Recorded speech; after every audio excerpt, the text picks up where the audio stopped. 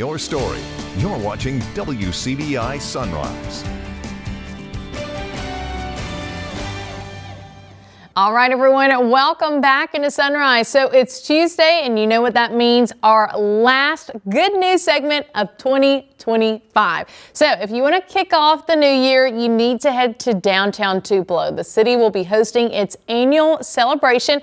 Now, the best part is this is a very family-friendly oriented celebration. You have Kids Fest, which kicks off first with live music at 6 and then fireworks at 8. So that's perfect if you want to let the kids do something and then take them back home to go to bed.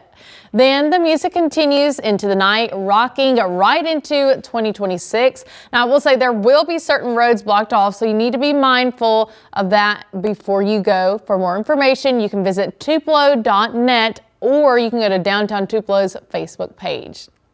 And to start the new year, Mississippi will be represented in the annual Rose Parade. So Visit Mississippi is unveiling its Where Creativity Blooms float. Now that highlights the state's global influence in visual, literary, musical, and cinematic arts. So I actually had the opportunity to speak with country artist and Mississippi native Charlie Worsham and director of Visit Mississippi, Rochelle Hicks, and got a behind-the-scenes look at the float, and they tell us about key points that they were able to incorporate this year.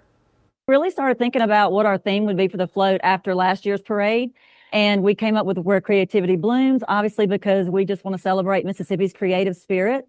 So we started working with the company here, AES Float Builders, about 6 months ago, and they once we kind of got the design created, then they started building the float. And so it's really a great, really neat process to kind of see how it all works. And they build it from the ground up and they send us really cool videos and we get to see the progress as it goes along. So, and then you're here and you see all the thousands of volunteers who are here really making these floats come to life. And it's really incredible to watch.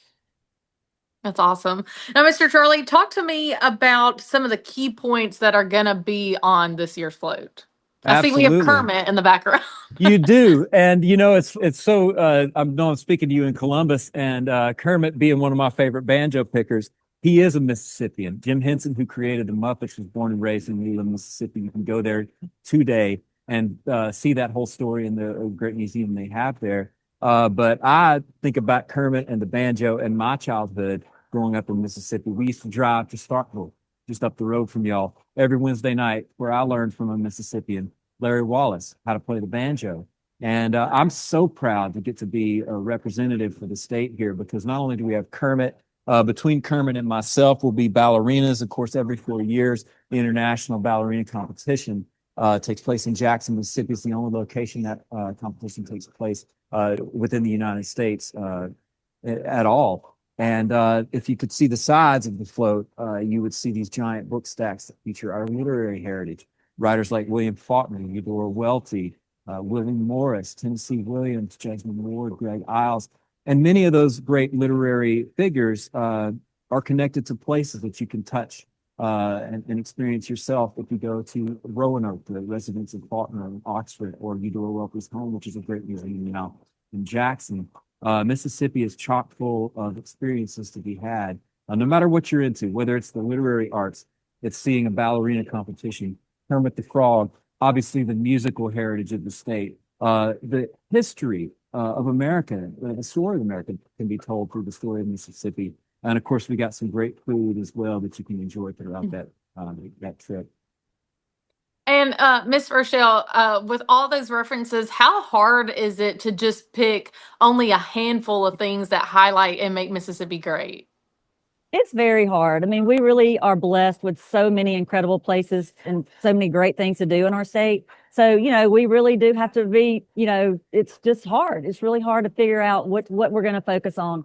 But, you know, these are just what we try to tell visitors is this is just a sampling of what Mississippi has to offer. So if they start diving into all the great things about Mississippi, they can, you know, decide what they're interested in. If they want to go, you know, explore the Mississippi Blues Trail, if they want to go explore the Mississippi Country Music Trail or our Freedom Trail, you know, there's so many different options for any potential visitor.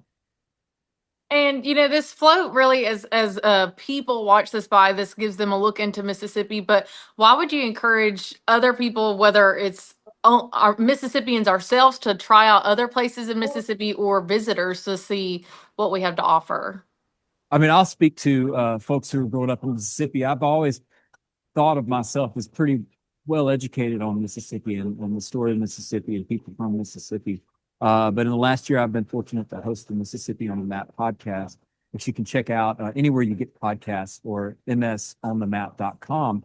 And I interview people, everyone from Morgan Freeman to Chris Stapleton, Hardy, Wright Thompson, chief writer for ESPN. I've learned so much about the state and its contributions to the world just from researching for these interviews and from hearing these stories from the people themselves who lived that history. And I think that no matter where you are from, you can gain something by learning about Mississippi. And there's no better way to do that than to get to Mississippi yourself, see it for yourself. It's a powerful place. And Mr. Charlie, why is it so important to you to just have this pride for Mississippi? Well, I've been fortunate my entire life to play music. And from very early on, it was critical for me to be able to look around me and point to someone like B.B. King or Pop Staples, Mac McAnally, who was Jimmy Buffett's right-hand man for decades and is a celebrated songwriter, an artist in his own right, musician. Marty Stewart, my buddy Hardy. When you can be growing up in a place and you can look around you and see people who went out from where you're growing up, they went out into the world and they changed the world, it's much easier to take that leap of faith for yourself. And everywhere I go, whether it's here in California, Nashville, Tennessee, where I live now, or London, Europe, Australia, anywhere I've been playing music, people talk to me and ask me where I'm from. I know I live in Nashville. I'm like, well, I'm from Mississippi, because it's easy to be proud of that cultural and creative legacy. Mm-hmm. And Ms. Rochelle, I have to ask, do you have a favorite attraction in Mississippi? Oh, you're trying to get me in trouble now. All of them is the answer. Like, there's just so many different things that people who are interested in so many different types of things. Like, you can go, if you want to go on a great girls trip, you can go to coastal Mississippi, you can go to Oxford, you can go to Natchez. If you want to go on you want to go explore history, you can go to Vicksburg and you can go to Natchez, you can go to, there's just so many different types of destinations around our state. And we truly are so lucky to have so many great places people can go and see, with restaurants, the great music that you can hear in all of our communities. We're just we really are blessed with a lot of incredible places. That's it.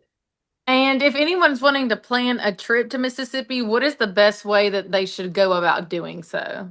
Well, they should do that very quickly. And then visit Mississippi.org is our website. So go check it out. For our Rose Parade information, go check out visitmississippi.org/rose/parade. Mississippi will always be special to me.